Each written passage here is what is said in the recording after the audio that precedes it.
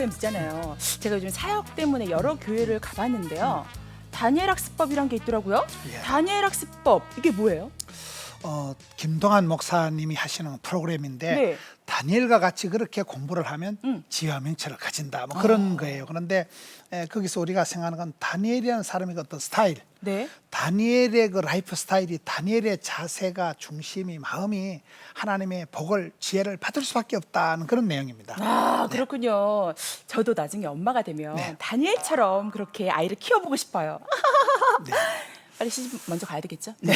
목사님, 네. 오늘 우리가 다니엘을 찾아 떠나기로 했잖아요. 네. 다니엘은 어떤 인물인가요?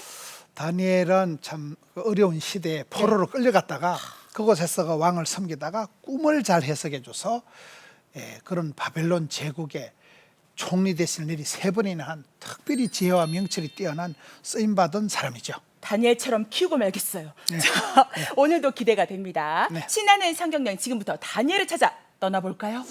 출발! 고고고!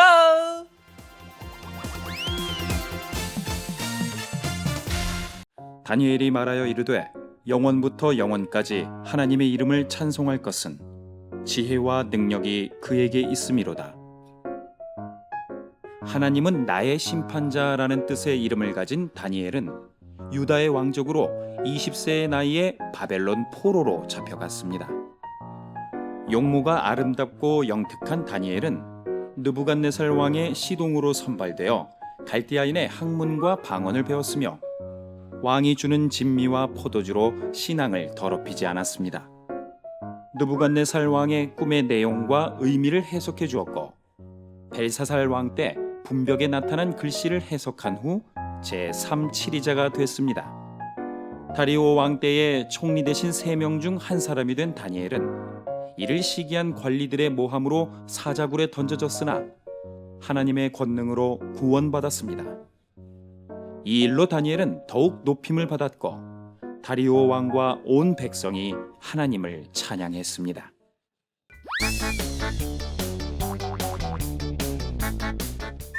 목사님, 다니엘이 바벨론 포로로 잡혀간 이유는 뭐예요? 몇 가지로 볼 수 있는데 첫째는 이스라엘이 망했어요. 이스라엘이 망해서 끌려갔는데 그때 그 이스라엘을 망하게 한 그 바벨론의 정책이 네. 앞에 그 아수르의 정책은 혼혈 정책을 써서 사람을 보내가지고 피를 섞어버렸고 네. 이 갈대아, 이 바벨론의 정책은 똑똑한 아이들을 데리고 가서 교육을 시켜서 갈대아 학습을 시켜서 그 식민을 시킬 때 동화작용을 한 그 목표 때문에 똑똑한 이 총명한 다니엘 같은 친구들이 포로로 끌려간 제1차 포로 때 끌려가서 그렇게 된 것이죠. 아, 그렇군요. 네. 아, 그럼 다니엘은 네. 왜 왕의 진미와 포도주가 자기를 더럽게 하는 음식이라고 생각한 거죠? 다니엘은 하나님 외에 다른 데 절한 우상 앞에 절한 음식은 먹지 않는다. 한마디로 다니엘은 그 자기를 지켰다는 거예요. 그래서 그 다니엘서에서 강조되는 건 거룩입니다. 인생의 목적은 성공이 아니고 성결이다. 거룩을 감당하면, 거룩을 회복하면 그 다음엔 하나님께서 모든 필요한 것을 채워주십니다. 정말 멋진 다니엘이에요. 네. 철두철미했어요. 네. 아직 다니엘에 대해서 궁금한 게 너무 많은데요. 지금부터 다니엘에 대해 좀 더 자세히 알아보겠습니다.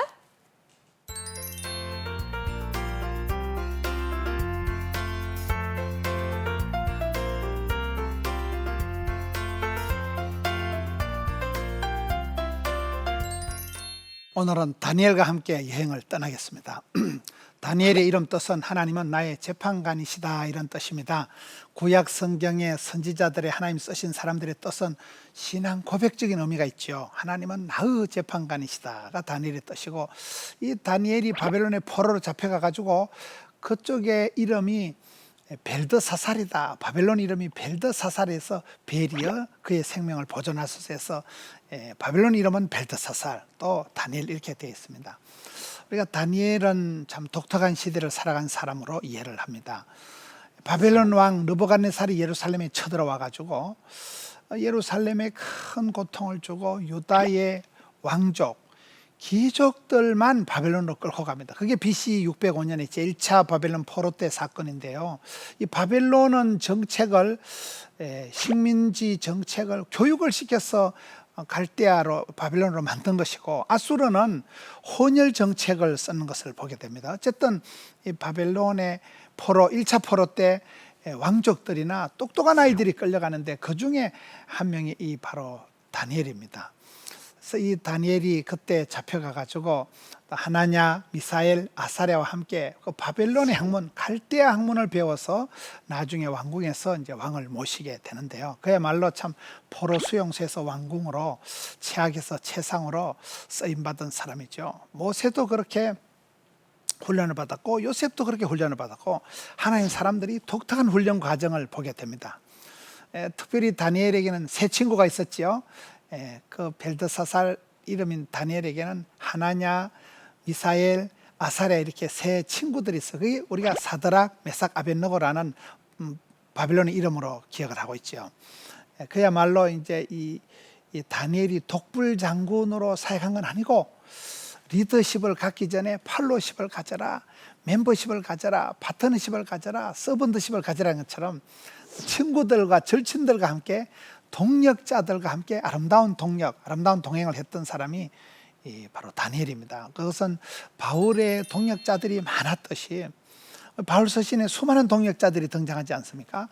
또 다윗의 많은 용사들이 있어서 다윗이 왕국을 건설할 수 있었던 것처럼, 또 모세의 그 형님 아론, 누님 미리암처럼 그 3형제가 이스라엘 민족의 지도자로서 큰 역할을 동시에 하게 되잖아요.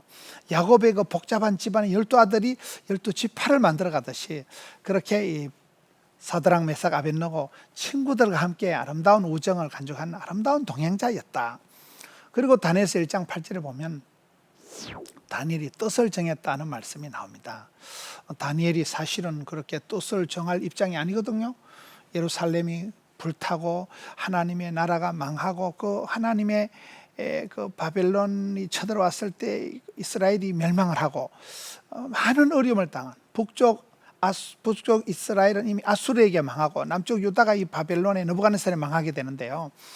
그런 나라가 망하고 성전이 불타고 집안은 어려움을 당하고 그때 그 포로로 끌려간 주제에 그곳에서도 다니엘이 생생한 뜻을 정하고 마치 요셉이가 생생한 꿈을 꾸었듯이 선명한 뜻을 정했다. 다윗이 내가 마음을 확정했다. 사도 바울이 로마도 보아야 되리라는 원대한 비전을 세웠듯이 그런 목적이 끌고 가는 삶, 뚜렷한 비전을, 뜻을 정했다는 게 다니엘입니다. 그리고 다니엘은 1장 8절의 하반절에 보면 자기를 더럽히지 아니하려고 왕의 진미를 거절했다. 우상에 절한 거 그딴 거 안 먹어도 채식만 먹어도 얼굴이 아름다고 윤기가 났거든요. 마치 이 야고보서 1장 20절의 참된 경건은 하나님 앞에서 정결하고 더름이 없는 그런 경건은 과와 가부를 환난 중에 돌아보고 자기를 지켜 세속에 물들지 않은 이것이라는 것처럼 자기를 세상에 물들지 않고 질들지 않게 잘 지켰다는 것이죠. 그리고 이제 또 신명기 32장에 보면 모세가 죽은 이유는 하나님의 거룩을 나타내지 못했기에 죽은 것처럼 이 다니엘은 자기를 거룩을 회복하고 하나님의 거룩을 지키고 자기를 깨끗하게 잘 지켰다는 게 다니엘의 모습입니다. 다니엘서를 보면 다니엘은 남다른 지혜가 있었던 것이 그 다니엘서 1장 20절에 바벨론의 박수와 술객들보다 10배나 지혜로웠다는 말씀이 나옵니다. 근데 이제 3년 동안 이 갈대아 교육을 받고 이 포로로 잡혀온 사람들이 이 아수르는 어떤 혼혈 정책, 또 이 바벨론은 식민지를 할 때 교육을 시켜서 동화를 시켰는데 그 교육을 3년 동안 받으면서 충성되이 교육을 받는 게 하나님께서 이 아이들에게, 내 소년에게 하나님을 아는 지혜와 기술을 주셨다는 게 다니엘서 1장 17절에 나오죠. 어쨌든 다니엘은 다른 사람들이 하지 못하는 꿈을 해석하는 그런 능력을 받게 됩니다. 근데 그 바벨론의 느부갓네살 왕이 꿈을 꾸고 난데 이 꿈을 아무도 해석하지 못하는데 이것을 다니엘이 해석하게 되죠. 그 다니엘이 느부갓네살 왕의 꿈을 해석하면서 세계 역사의 변천사와 왕의 장래 일을 소상하게 알려주게 됩니다. 이 느부갓네살 왕이 꿈을 꾸게 되었는데 다니엘서 2장에 보면 이 꿈을 아무도 해석을 못하게 됩니다. 그런데 하나님은 다니엘에게만 꿈을 해석할 수 있는 능력을 주셨다는 게 성경에 나오기 때문에 그 능력을 가지고 다니엘이 이 꿈을 해석하게 되고, 또 다니엘서 4장에 가서 보면 거룩한 신들의 영이 네 안에 있다 해서 성령님께서 다니엘의 마음에 감화 감동하기 때문에 성령이 임하시면 영 안이 열리고 성령이 임하시면 꿈을 꾸게 되잖아요. 그래서 이 다니엘이 느부갓네살 왕의 꿈을 해석해 주게 됩니다. 그 꿈의 내용을 보면요, 왕은 크고 광채가 나며 모양이 매우 무섭게 보이는 큰 신상 하나를 보게 되는데, 그 머리는 정금이고 가슴과 양팔은 은이고 배와 넓적 다리는 노시고 종아리는 철이요 발에 얼마는 철이고 또 얼마는 진흙이다. 그때 함께 떤 돌이 날아와서 그 우상의 철과 진흙으로 된 발을 부수자 신상이 산산조각이 나서 타작마당의 겨와 같이 바람에 날려가 버렸다는 그런 꿈을 꾸게 됩니다. 그 꿈을 바빌론에 아무도 해석을 못합니다. 모든 술객들, 박수들, 지혜자들이 해석을 못하게 되는데, 그 해석을 다니엘만이 하게 됩니다. 하나님이 다니엘에게만 그런 꿈을 해석할 수 있는 지혜와 명철을 주셨는데, 다니엘이 그 꿈을 해석하기를, 임금님은 왕은 신상의 금으로 된 머리요, 왕이 세운 이 나라의 다음에는 왕의 나라보다 조금 못한 나라가 일어나게 될 것이고, 그것이 바로 금이 아닌 은의 나라이고, 그 후에 다시 녹과 같은 나라, 또 철과 같은 강한 나라가, 또 진흙과 같이 부서지는 나라들이 차례로 일어날 것이며, 한 개의 돌이 굴러와서 이 강한 신상을 쳐부순 것처럼 하나님께서 세우신 나라, 그 영원한 나라가 이 모든 나라를 쳐부수게 될 것을 미리 예언으로, 꿈으로 보여주신 내용입니다. 그것을 의미로 다시 살펴보면, 신상의 금머리는 느부갓네살 그 왕이 다스리는 바빌론 제국을 말하고요, 그 밑에는 은은 바벨론을 정복한 페르시아 제국을 말하는 것이고, 그 밑에 동은 페르시아를 정복한 알렉산더 대왕의 그리스 제국, 헬레니즘 문화를 말하는 것이고, 다시 그 밑에 철은 로마 제국, 또 철과 진흙은 열왕국으로 영원할 것 같은 로마 제국도 결국 여러 나라로 분열하게 된다는 뜻, 그런 여러 왕으로, 왕권으로 또 나라가 바뀐다는 뜻을 말하는 것입니다.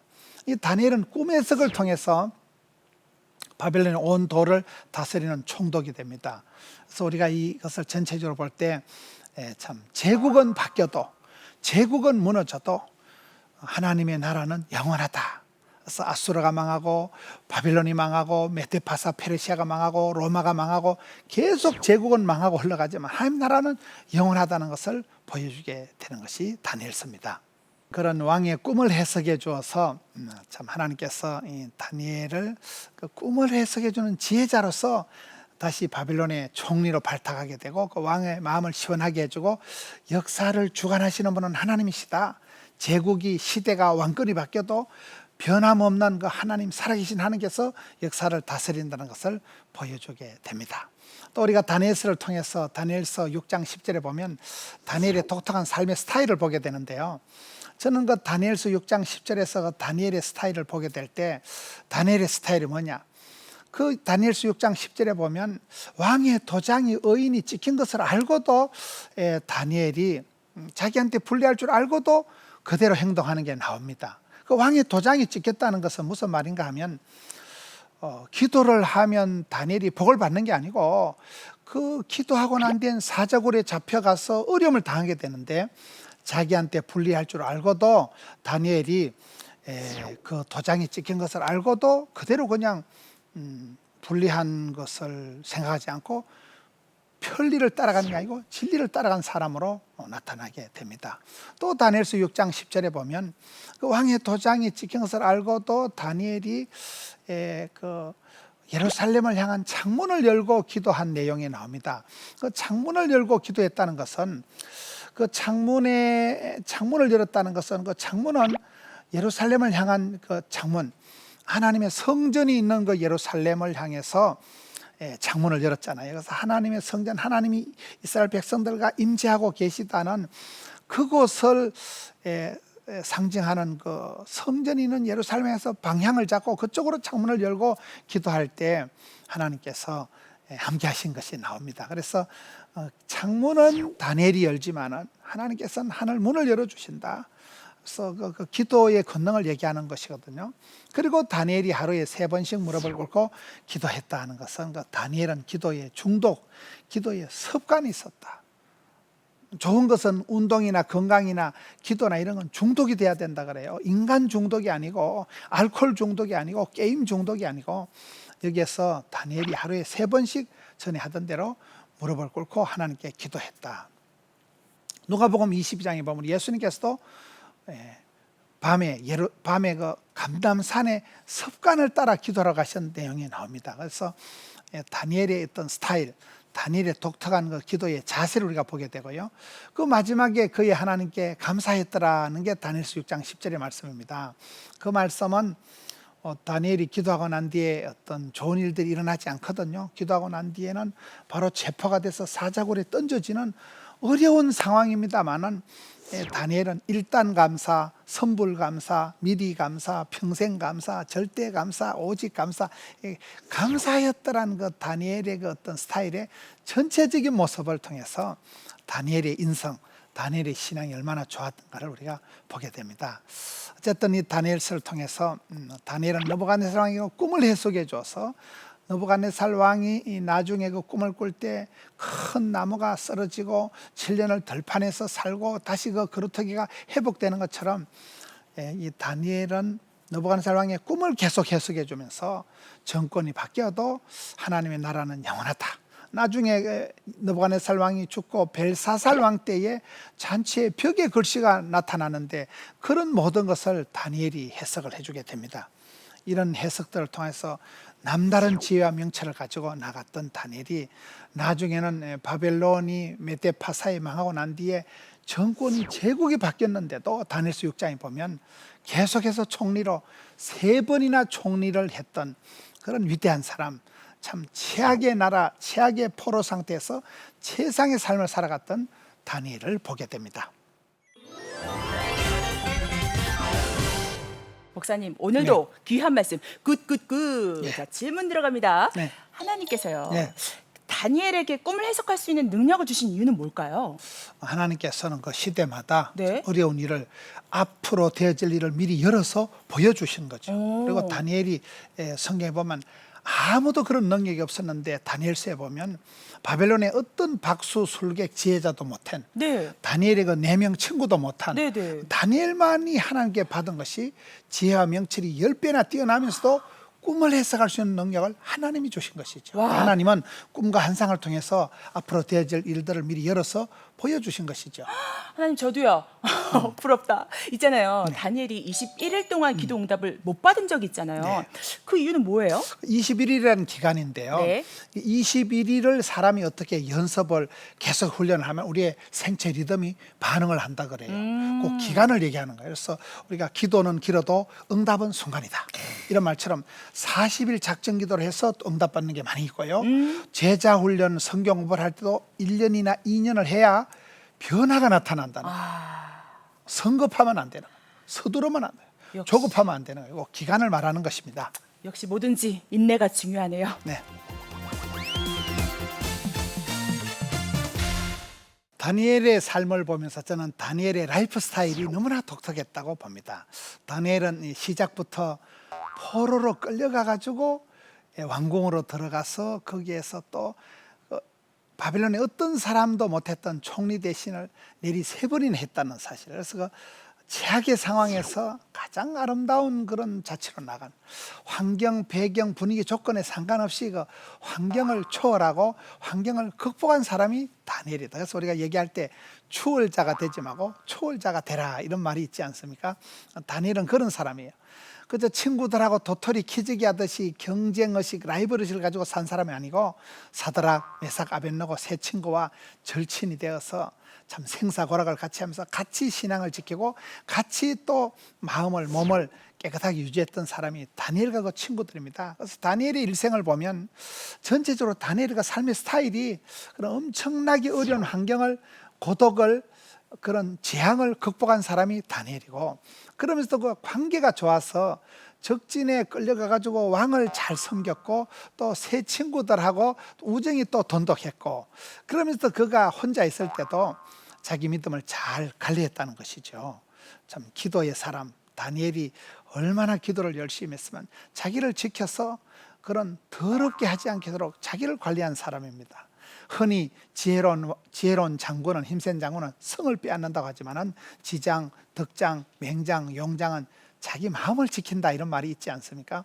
그와 같이 다니엘은 그 어려운 포로 시절에 끌려가서 바벨론 제국에 끌려가 있으면서도 자기를 반듯하게 지키고 신앙을 사수하고 믿음에 바로 서서 거기에서 동화되지 않고 하나님의 사람으로서 독특한 삶을 살아간, 저는 그 다니엘의 라이프 스타일, 다니엘의 어떤 마음, 다니엘의 기도, 다니엘의 어떤 그 스타일이 기도하는 그 세일의 기도법이나 다니엘이 그 하나님 앞에서 자기 자신을 지켜나갔던 우상 숭배하는 그 나라의 한복판에서 어떻게 그렇게 자기 중심을 잃지 않고 반듯한 신앙을 유지할 수 있었던가. 다니엘의 삶의 라이프 스타일은 많은 교훈이 도전이 되는 것입니다.